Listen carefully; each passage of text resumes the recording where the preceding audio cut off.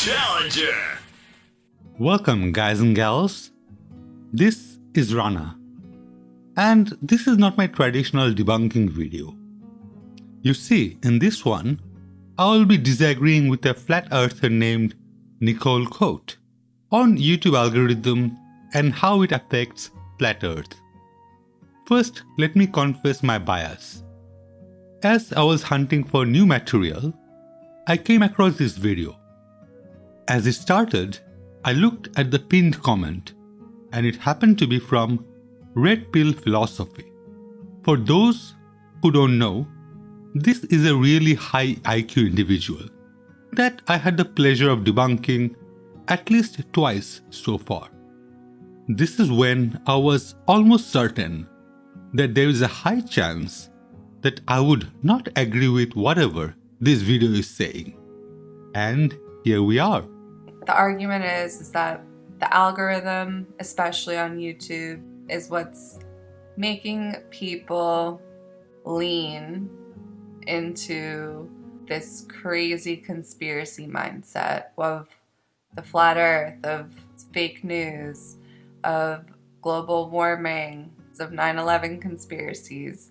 Now, this might be news for some people, but as early ago as the 1970s, there was newspapers going around about the flat earth. Obviously, all the ancient civilizations that we weren't taught about, they all mostly had the conception that the earth was a flat plane where the heavens or the stars above would revolve around the earth, not the opposite that we're told now, which all the planets revolve around the sun. It really has nothing to do with the algorithm. So her view is, algorithm is not to be blamed for it. Well, obviously, I have to now disagree. Okay, that was a joke. But in all seriousness, it is complicated. At least this is something both me and her can agree on. Throughout my other videos, I approach the subject at hand as a layman. But on this video, I can approach it with my lifelong experience working as a programmer. Writing algorithms is what I do for a living. And I describe myself as a monkey. You put quarters in me and I dance. Clients have a requirement. I write an algorithm to solve it to best of my ability, computer limitations and such. And I believe most coders are the same. When we talk about algorithm, well, first of all, what is an algorithm when it is in context of computing? Wikipedia has the following definition, which is spot on. In computer systems, an algorithm is basically an instance of logic written in software by software developers to be effective for the intended target computers to produce output from given, perhaps null input. I wrote an ATC system that would take data of various aircraft location, heading and speed and calculate a safe zone for an aircraft and warn of any collision. It was simply various calculation followed by logic with an intended output like warning. This is an algorithm. Suppose the client has a requirement, that is, to show a list of people you might know in a social site. Well, the starting point would be to check all your current friends and see if they have any mutual contacts. Then you might rank them based on frequency. That is, how many times that contact appeared on the result. You might also add some points if they were active recently. Finally, you have a list based on a score or ranking. That is a very bird's eye view. You can then extend it to use school, college, workplace and such. Let's imagine coding YouTube. And the client requirement is to fill the user home screen with videos. It should never be empty and should be as relevant as possible. Okay. Now one use case scenario is, this is a brand new user with no data in hand or a user using incognito mode. Basically, we have no information. Then at times, it would be a logged in user. In those cases, We have detailed history of all the videos they have watched, including watch time for each video with the total duration of the video. We have likes, comments and subscribe history. This is what we call engagement. Starting with blank empty field. Well, how about a list of most popular videos on the site? That is a good start. But what if the top 50 videos are all on the same subject, like makeup? There is no point of showing all 50 to a user, right? Okay, how about we use categories to group the videos, then show top videos from each category? That would give a more varied look. Then maybe, based on user interaction, we can give certain categories a buff. Meaning, if very few people are watching education and most are watching drama, maybe drama should have a bit more push or a buff. How about those who are logged in? Well, we have all the channels they're subscribed to, so we start with that list.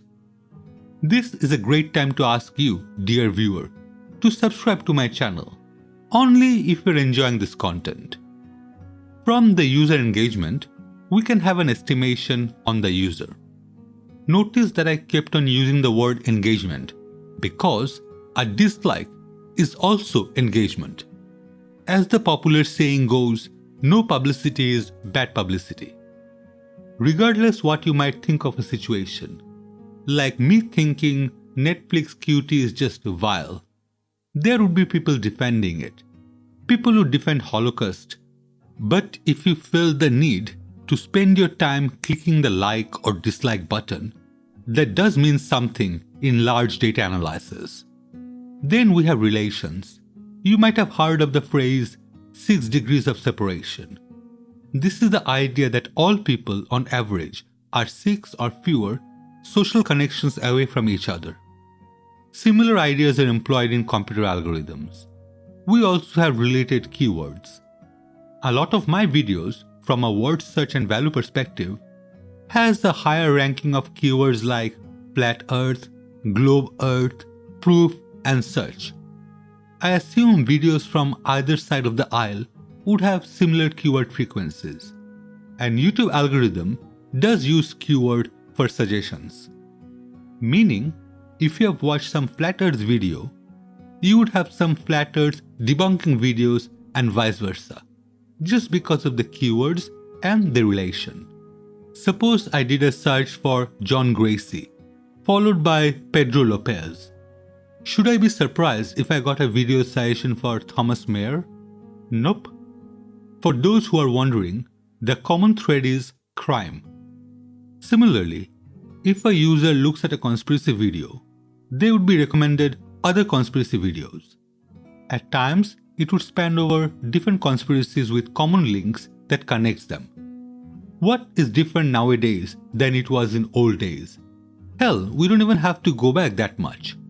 We can almost divide the whole human history in 3 sections for this: pre-printing press, pre-internet era, and finally, internet era. Pre-printing press. Well, we had the glorious Library of Alexandria. You would have to travel to various libraries to read maybe the only copy of the book in existence. Gutenberg then changed it all in 1450 with his printing press. Personally, I hold this very high in human invention, as it allowed knowledge to be shared much rapidly and reliably than before. I was a book nut, and I had even managed to find and read some old conspiracy books when I was a little boy. I'm talking about Erich von Däniken. I still have some of his books, but those were not commonplace. One had to know exactly what to look for and where to find it. I could get a science book at any bookstore, but this was a rare find. Finally, internet era.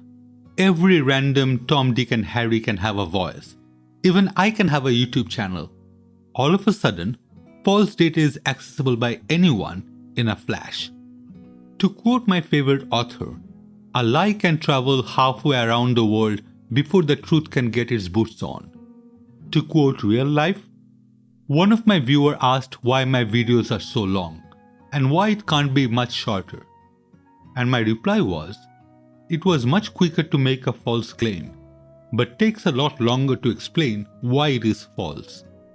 Unfortunately, as technology progressed, our attention span became smaller. We are bombarded with entertainment, and if we are not entertained, we switch the channel.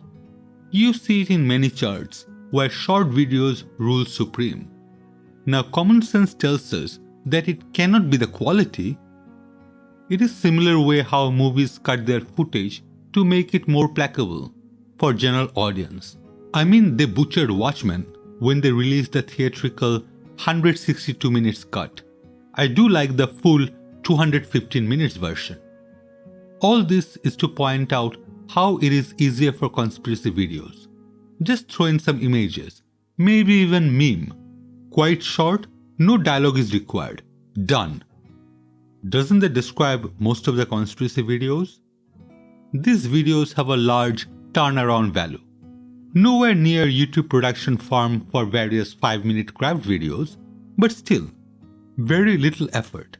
Short video length with a dedicated cult followers, and not to mention all us debunkers. I bet we're collectively responsible for most of their views and subscriber count. Finally, we come to the moolah. Not that I would know, but apparently, there is not much money in YouTube ad revenue. The money is in merchandise and Patreon. Which brings me to my other profession that I can claim somewhat expertise on. I am a mentalist. This is another word for magicians for grown-ups. While I'm playing that part, well, I can tell you what happened in past. I can tell you what will happen in future. I can read your mind. I do the exact same thing a psychic or palm reader would do, except one difference. I don't talk to your deceased one. I don't claim that some supernatural power gave me this gift. Worst case, I would use the myth about using 10% of our brain capacity. Yes, I do allow myself to lie when I'm performing. A truthful magician would indeed be a very bad magician. On screen, you are seeing a video of me using my mental power to unscrew a nut. If you're a believer of observation only, I expect you to be bowing down at my feet right now, subscribing and sending me lots of money. For the rest of you, I am a mentalist. This is what I do.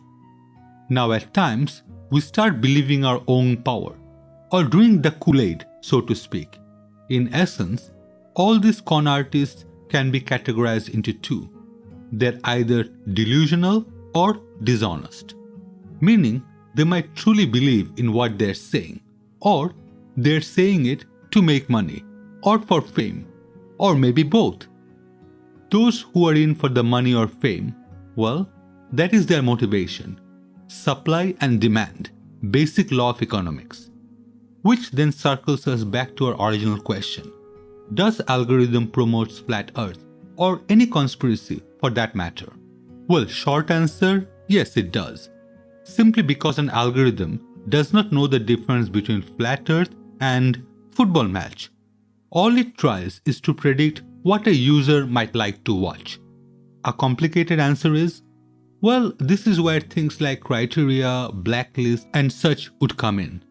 A very basic example would be to imagine counting word frequency in a document. Some words are bound to repeat a lot more times. Words like a, of, the, and so on. An algorithm has to be smart enough to ignore all this noise and focus on other words. Algorithm itself cannot distinguish between fake news and not fake news, and thus we introduce filters, blacklist, scoring and such to limit the result. But all of this has to be programmed in. The algorithm does what the algorithm is programmed for. Any modification to that result is a separate input. So it wouldn't know Alex Jones from Richard Dawkins until someone tells it about them. When it comes to false information on pandemic or the upcoming US election, YouTube has filters and manual checking in place to limit these videos. Note, I did say limit, as it is still possible for a video to pass through all the AI. A complaint I hear from flat earthers that they are being censored. Trust me, that is not the case. Out of all my videos, I had only one so far that was removed by YouTube. It was debunking a known virus denier and coronavirus. I guess it was flagged up by the AI.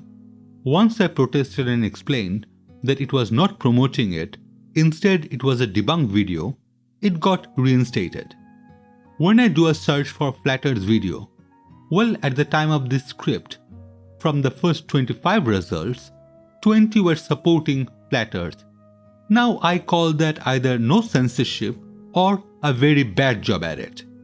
In all seriousness, Flat Earthers are mostly harmless, but some of the conspiracy followers like anti-vaxxers are a danger to society. So when one is watching a video on Flat Earth, this algorithm is bound to display other related videos and thus get exposed to the sinister bunch. It is a tricky business, but at the end, I am against this censorship, simply because it reminds me of book burning. Not to mention that this is a slippery slope. Who decides what gets blocked? What happens when a new entity comes into power and has a different viewpoint? Where exactly do we stop? Censoring conspiracy in YouTube will not magically make it disappear. As the video rightly pointed out, they existed before internet and they will continue existing. When we ban them from YouTube, they will just move to another platform, maybe an underground one with very little counter-argument. At least in YouTube, when you search for Flat Earth or vaccine is bad, you get some debunking videos, thanks to that very same algorithm. It's pretty sad. It's really sad that it's come down to this, and we have to just stand up and use your voices. Don't let them tell you that you're crazy. I also feel like Trump has a huge play in this. I just don't know how. Basically summarizes all conspiracy theorists. I don't know how, but I feel this has to be real. May it be 9/11, coronavirus, gravity, doesn't matter. This is where I'll end this video. Thank you so much for watching. If you've enjoyed this content, well, like, comment, and especially if you can subscribe, that will really help me out a lot. If you have liked this, trust me, you will like my other contents. Wherever you are, have a safe day. Signing off.